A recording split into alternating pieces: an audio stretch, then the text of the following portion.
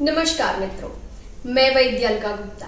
सत्वायु आयुर्वेद में आज हम बात करेंगे व्रत और उपवास के बारे में। व्रत और उपवास सांस्कृतिक रूप से लगभग हर धर्म में बताए गए हैं। इन्हें करना चाहिए या नहीं करना चाहिए, इनका सही स्वरूप क्या होता है और आयुर्वेद की दृष्टि में व्रत और उपवास क्या बताए गए हैं और इन्हें कैसे करना चाहिए।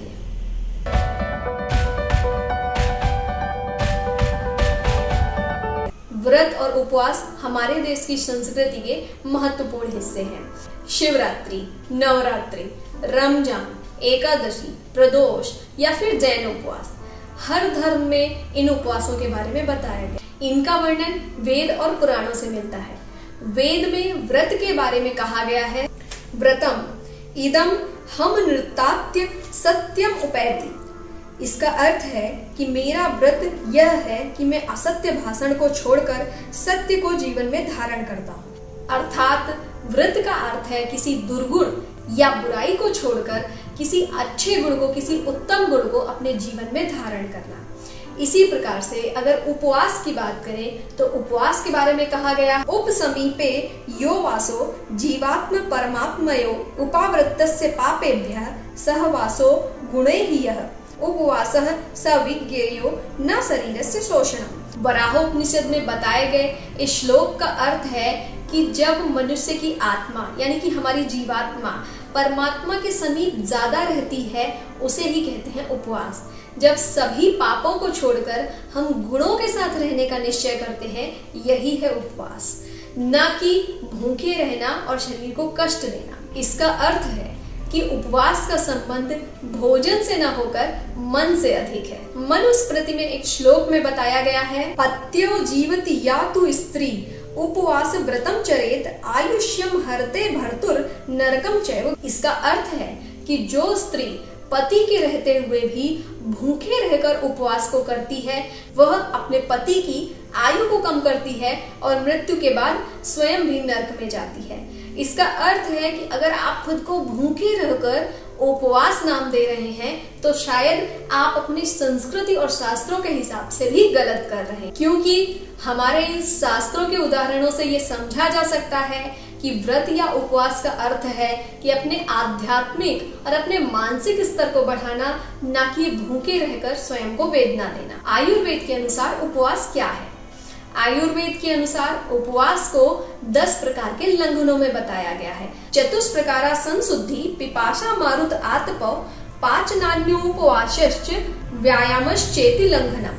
लंघन का अर्थ है यत् किंचित देहे लाघवकरम तत् लंघनम उच्यते, यानी कि लाघव पर शरीर में हल्कापन लाने वाला लंघन है, और इसी लंघन का प्रकार है उपवास। लेकिन आयुर्वेद अनुसार उपवास किसे करना चाहिए?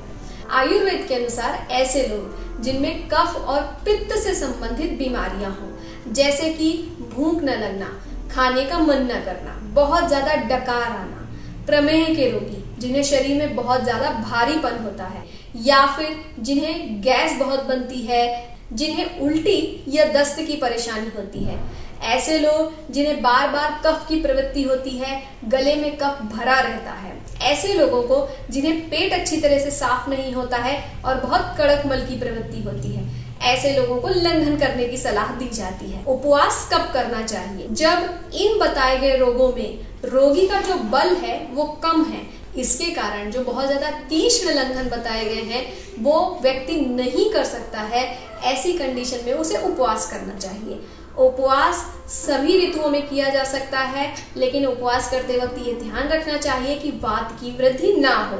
यदि उपवास या लंघन बहुत ज्यादा मात्रा में किया जाता है तो शरीर में कौन कौन से उपद्रव होते हैं या कौन कौन से कॉम्प्लिकेशंस होते हैं, जिसमें कि सबसे पहला है दुर्बलता, यानी कि वीकनेस, कमजोरी आना। इसके अलावा चक्कर आना, आंखों के सामने अंधेरा छाना, शरीर में रूखापन होना, शरीर के सभी जोड़ों में यानी कि संधियों में दर्द होना, या फिर सिर में दर्द, बहुत ज्यादा डकारें बढ़ जाना, या फिर खाना खाने की बिल्कुल ही इच्छा ना होना, ये सारे लक्षण भी जरूरत से ज्यादा लंघन करने पर यानी कि उपवास करने पर हो सकते हैं। तो ऐसी कंडीशंस में आपको उपवास बिल्कुल नहीं करना चाहिए। आयुर्वेद के अनुसार उपवास का स्वरूप क्या है? आयुर्वेद में 2 प्रकार के उपवास साधारणतया हर मनुष्य को करना चाहिए।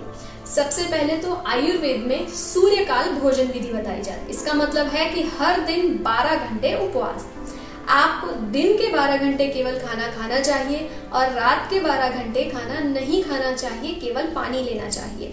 यानी कि जब सूर्य आकाश में रहता है सुबह के 7 बजे से शाम के 7 बजे तक ही भोजन करना चाहिए और शाम के 7 बजे से अगले दिन के सुबह 7 बजे तक आपको उपवास करना चाहिए। इस तरह का उपवास सभी के लिए हर दिन करने के लिए योग्य है। इसके अलावा हर हफ्ते एक दिन ऐसा उपवास करना चाहिए जिसमें आप 16 घंटे उपवास करते हैं और केवल 8 घंटे में भोजन करते हैं। इसे एक काल भोजन विधि भी कहा जाता है, जिसमें कि आप पूरे दिन में केवल एक बार पूरा खाना खाते हैं। इसके अलावा आप शॉर्ट मील या फिर लिक्विड सी ले सकते हैं और इस दिन आपको दूसरा भोजन, पूर्ण भोजन नहीं लेना चाहिए। इस तरह के उपवास यानी कि प्रतिदिन 12 घंटे उपवास या फिर हफ्ते में एक दिन एक काल भोजन विधि का प्रयोग करने पर इस तरह के उपवास करने से कोई परेशानी नहीं आती है और किसी भी तरह से समस्याएं उत्पन्न नहीं होती हैं। वेदों और पुराणों के द्वारा बताए गए व्रत और उपवास हमारे मानसिक और आध्यात्मिक दोषों को दूर करने के लिए बताए गए हैं। वहीं आयुर्वेद में बताए गए व्रत और उपवास हमारे शारीरिक दोषों को दूर करने के लिए बताए गए हैं। लेकिन किसी में भी बहुत ज्यादा भूखे रहने के लिए और शरीर को कष्ट देने के लिए नहीं कहा जाता है। इसलिए उचित खाएं, उचित तरह से खाएं, स्वस्थ रहें, निरोगी रहें। धन्यवाद। अपने प्रश्नों के लिए और आयुर्वेद के विषयों के बारे में और जानकारी प्राप्त करने के लिए हमें ज़रूर लिखें और हमसे जुड़े रहने के लिए हमारे चैनल को सब्सक्राइब करें। धन्यवाद।